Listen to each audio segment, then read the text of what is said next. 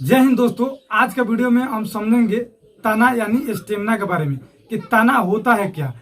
तना वह चीज है पेड़ के पत्ता के छोड़कर जितना भी उसमें रहता है डाली सबको हम लोग क्या कहते हैं, तना कहते हैं। तना जितना भी होता है इसमें सब तना होता है। अब हम समझ लेते हैं कि तना का निर्माण कहाँ से होता है। तो मान लीजिए यह बीज है, ठीक है। बीज के ऊपरी वाला भाग जहाँ से तना निकलता है उसे हम लोग कहते हैं प्रांकुर, और जहां से शोर निकलता है उसको कहते हैं हम मूलांकुर।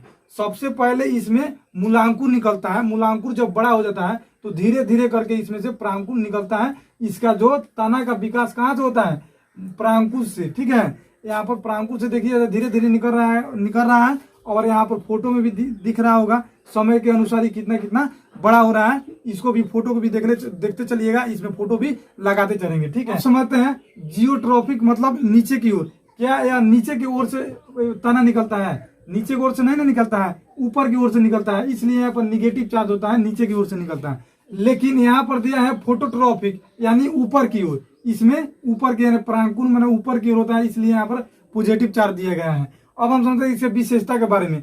जो पेड़ है यानी तना है, तना की सबसे अधिक विशेषता यह होती है कि तना में नोड इंटरनोड होता है यानी गांठ होता है, और गांठ से ही इसमें से क्या होता है, टहनी निकलती है। मान लीजिए यहाँ पर गांठ है और यही गांठ से क्या हुआ है, यहाँ पर टहनी निकलनी है या इस गांठ पर से निकलेगा, और जिसमें गांठ होगा वहीं से टहनी निकलता है, ठीक है। जिसमें मतलब गांठ नहीं होगा वो तना नहीं कहलाएगा। जितना भी पेड़ है, आम का पौधा है, आम के पौधा में से ऊपर जाता है फिर यहाँ से टहनी निकल जाता है। चाहे शीशम का पेड़ हो गया, चाहे नीम का पेड़ हो गया, चाहे कोई भी वृक्ष हो गया जिसमें से गांठ होता है, उसमें गांठ है, गांठ में से क्या होता है, बाहर निकलता है, निकलने का रास्ता होता है, उसमें से मतलब पुनी फुटुक जाता है। बांस हो गया, बांस में से भी निकलता है। कोइन पातर पातर जो दतवन किया जाता है वो भी क्या हो गया, उसमें भी गांठ हो जाता है, तभी जाकर उसमें पातर पातर कोइन बांस में से निकलता है, ठीक है। मतलब पेड़ के छाल छीन लेने पर सर्वाधिक का होता है, उस पर हानि होता है। अगर मान लीजिए अब पाता हटाने पर, अगर पाता मान लीजिए इसको झड़ जाए, मतलब पाता को हटा देंगे, उतना क्षति नहीं होगा जितना क्षति पेड़ के छाल को छीलने में होगा। पेड़ के छाल को छील देंगे तो बहुत अधिक हो जाएगा। इस तरफ कहा जाता है, मतलब मान लीजिए कि पतझड़ में तो इसमें पाता झड़िया जाता है तो पेड़ पर कोई खास असर नहीं पड़ता है। लेकिन हम क्या करें, इसका छाल छील दे तो छाल छील देंगे तो क्या हो जाएगा, बहुत बड़ा अधिक असर पड़ता है इस पर। आप समझ लेते हैं ताना के बारे में। ताना जो है 3 प्रकार के होते हैं। पहले का एरियल हो गया, दूसरा का एरियल का मतलब हो गया वायुव्य तना, और दूसरा का हो गया सम एरियल यानी अर्धवायु तना, और तीसरा का हो गया अंडरग्राउंड यानी भूमिगत तना, ठीक है। तो सबसे पहले हम एरियल तना के बारे में समझ लेते हैं। तो एरियल तना वह है जिसका जो तना होता है पूरा का होता है एयर में, मतलब हवा में रहता है। पूरा का मतलब पूरा उसका तना जो होता है हवा में रहता है यानी आसमान में रहता है। जैसे आम का जो पौधा है इसका तना का होता है सब ऊपरे होता है। नीम का भी पेड़ होता है, उसका भी तना सबका होता है ऊपरे रहता है।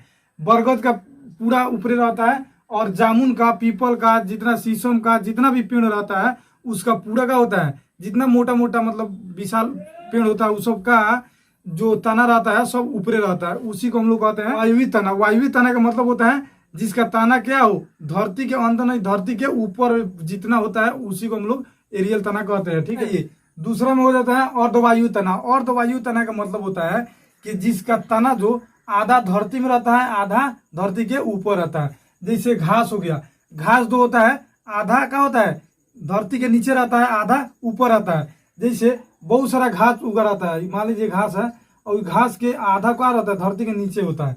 अभी घास को हम लोग हंसुआ से काट देते हैं। हंसुआ से जब काट देंगे तो ये फिर क्या हो जाता है, उग जाता है कि नहीं उग जाता है। अब मगर यही घास के हम खुरपी से क्या करें, खूब नीचे से जाकर कोड़ देते हैं, मतलब नीचे से गढ़ लेते हैं तो ये फिर दोबारा नहीं उग पाता है नीचे से। यानी इसका नीचे वाला भी तना को क्या करिए हम लोग उखाड़ लिए हैं। जब नीचे से भी उखाड़ लेंगे तो उगेगा नहीं उगेगा। तो यही होता है घास। और जैसे जलकुंभनी होता है, पानी में ये रहता है, पानी के अंदर रहता है। ज्यादा जब जलकुंभनी हो जाता है जिस तालाब में, उस तालाब में नीचे ऑक्सीजन नहीं जाने देता है, जिससे बहुत परेशानी होता है मछलियों के लिए। तो जलकुंभनी भी उसका भी आधा तना जो होता है क्या होता है, नीचे होता है, आधा तना ऊपर रहता है। जैसे आप सभी लोग फोटो में देखते होंगे, कोना पर सब फोटो चलता होगा, ठीक है। अब हम समझ लेते हैं भूमिगत तना। भूमिगत तना बहुत इंपॉर्टेंट है भूमिगत तना के बारे में समझ लेते हैं। भूमिगत के मतलब होता है नीचे, यानी धरती के नीचे कौन तना होता है। बहुत सारा लोग कहता है कि जो आलो है, यानी आलो ताना नहीं है या जड़ के रूप में है, ऐसा नहीं होता है। जड़ का मतलब नियम होता है, ताना के नियम अब ये बताए हैं।